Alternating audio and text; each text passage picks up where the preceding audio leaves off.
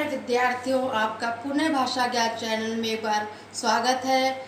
आज मैं आपको एक बड़े ही सरल और बहुत ही इंटरेस्टिंग विषय की ओर ले चलती हूँ। आज का हमारा विषय है समास। पहले भी मैं पढ़ा चुकी, पहले भी वीडियो बना चुकी हूँ, लेकिन अब आज हर समास की मैं प्रैक्टिस कराऊंगी आप लोगों को और बहुत ही सरल ढंग से बताऊंगी जो कभी भी आप भूलेंगे नहीं।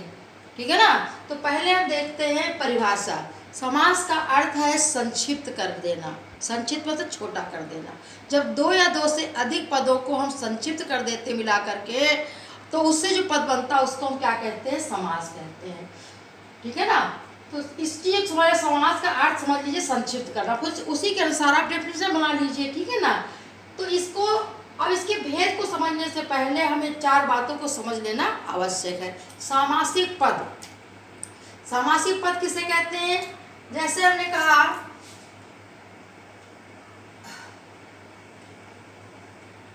राजा का पुत्र, ठीक है ना, राजपुत्र। राजा का पुत्र राजपुत्र, ठीक है ना। तो ये विग्रह का क्या बन गया? ये समासिक पद बन गया। सो संक्षिप्त कर दिया तो ये क्या बन गया? समासिक पद बन गया। और इसको क्या कहेंगे? समास विग्रह, है ना। इसको जो विग्रह कर दिया, तोड़ दिया, तो इसको समास विग्रह कहेंगे। और इससे जो ये पद बना इसको हम क्या कहेंगे? समासिक पद कहेंगे। ठीक है ना। इसी तरीके से पूर्व पद, ठीक है ना। पूर्व पद किसको कहते हैं? जैसे राज जो है ये आपका पूर्व पद है, और पुत्र जो है वो आपका उत्तर पद है। पूर्व पद मतलब पहले का पद और उत्तर पद मतलब बाद का पद। ठीक है ना। अब इसके समास के भेद देखते हैं। समास के 6 भेद हैं। अब एक एक भेद को लेकर के हम विस्तार से हम समझाएंगे। ठीक है ना। देखिए, पहला है अव्ययी भाव समास। जैसा कि इसके नाम से आप देख रहे हैं, अव्ययी भाव। अव्ययी माने जो अव्यय से बना हो, जिसका पहला पद अव्यय हो उसको हम क्या कहेंगे? अव्ययी भाव समास। अव्यय जिसका कोई अपना अर्थ नहीं होता है, लेकिन जब किसके साथ जुड़ते हैं तो नया अर्थ दे देते हैं। उपसर्ग भी कहते हैं इसको। देखिए, जैसे है आमरण, ठीक है ना। आमरण, मरण शब्द है। आ इसमें जो है अव्यय जुड़ा हुआ है, तो इसका जो अर्थ, इसका विग्रह कैसे करते हैं? इसके अर्थ को हम स्पष्ट कर देते हैं तो इसका विग्रह हो जाता है। जैसे आमरण क्या होगा? मृत्यु तक, मृत्यु तक। आजन्म जन्म से लेकर, आजन्म जन्म से लेकर,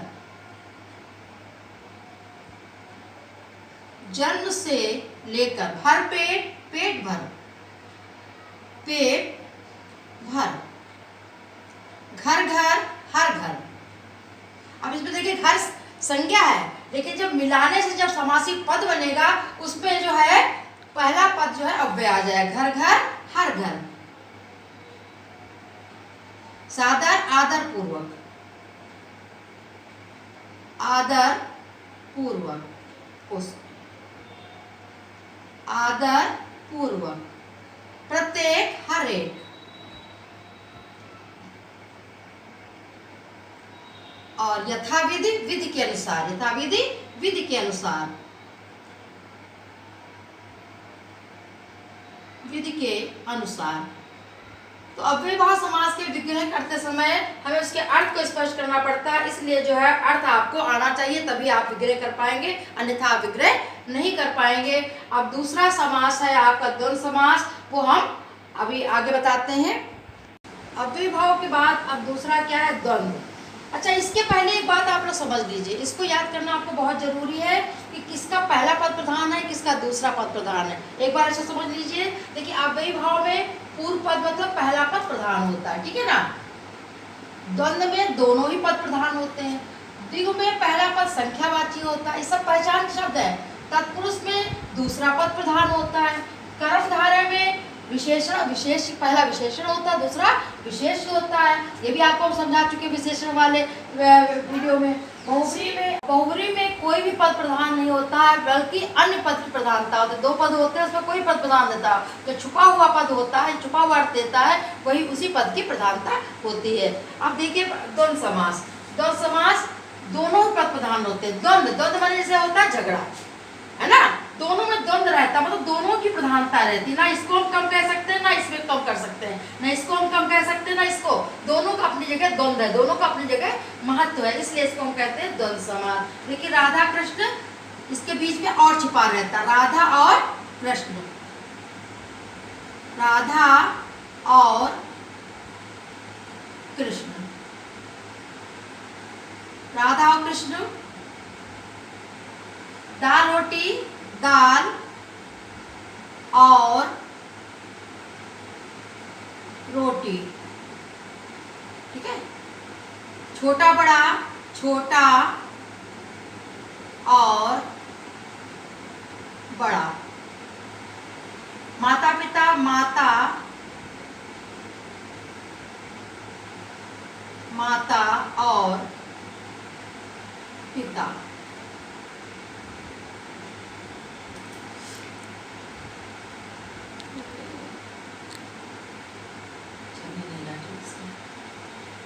आग पानी, आग और पानी,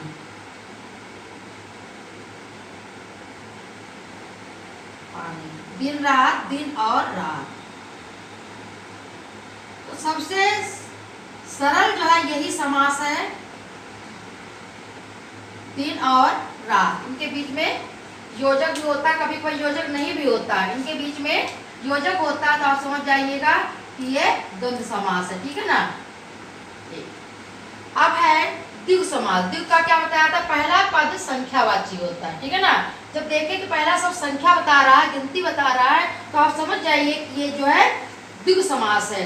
इसका विच्छेद आप कैसे करेंगे, त्रिवेणी, तीन वेड़ियों का, तीन वेड़ियों का समाहार, समाहार भी कर सकते हैं, समूह भी कर सकते हैं, ठीक है ना। तीन वेड़ियों का समाहार। अगला है पंजाब। पंजाब पन पहले पांच, तीन माने तीन, तो पंजाब माने पांच, आब मतलब होता है नदियां, तो पांच आबों का, शब्दों को नहीं आप तोड़ेंगे, शब्द वैसे ही प्रयोग करेंगे। आब है तो नदियां नहीं लिखेंगे, आब ही लिखेंगे। पांच आबों का समाहार, ठीक है ना। त्रिभुज, त्रि माने तीन होता है, गिनती है, तीन, भुज माने भुजाओं का समाहार, तीन भुजाओं का समाहार। चौराहा, चौराहा चार, चौ माने चार, चार राहों का समाहार, चार राहों का समाहार। चतुरानन, चार आनंद का समाहार, चार आनंद माने मुख, चार आनंद का समाहार। चार पाई, चार पायों का समूह, चार पायों समाहार, समूह दोनों एक ही चीज है, चार पायों का समूह, ठीक है ना। तो समाहार समूह एक ही चीज, समाहार करके भी कर सकते हैं, समूह करके भी इसका विच्छेद कर सकते हैं। तो आपने देखा अव्ययी भाव में पहला पद अव्यय, ठीक है ना, उसी प्रधानता होती है। द्वंद्व में दोनों पदों प्रधानता होती है, दोनों के बीच में और आ जाता है। और द्विगु में पहला पद जो है संख्यावाची होता है, और समाहार या समूह करके इस तरीके से आप विच्छेद करेंगे। अगला जो है तत्पुरुष, कर्मधारय, बहुब्रीहि। तत्पुरुष के कई भेद होते हैं, उनके भी तीन भेद होते हैं, तो ये विस्तार से समझाना पड़ेगा, तो अगले वीडियो में समझाएंगे। तब तक के लिए नमस्कार। सब्सक्राइब करते रहिए हमारे चैनल को, आप लोग लाइक करिए, कमेंट भी करना मत भूलिए। धन्यवाद।